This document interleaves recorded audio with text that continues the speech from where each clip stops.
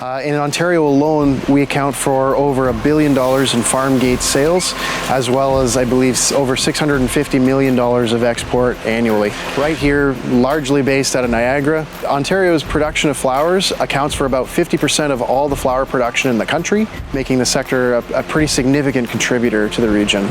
There's over 100 million potential consumers in a one-day drive, which makes it a great hub for accessing a border, getting things across the border.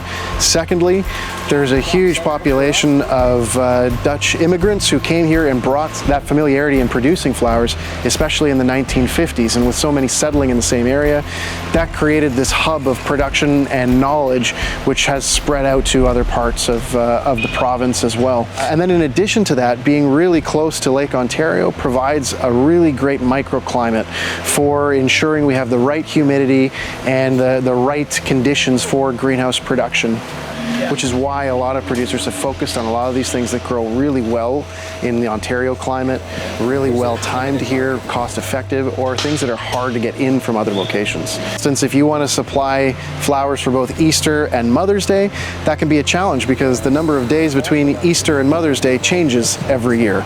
So you have to manage your production to be able to hit one or the other or both, and keep everything moving at the right time to make that happen.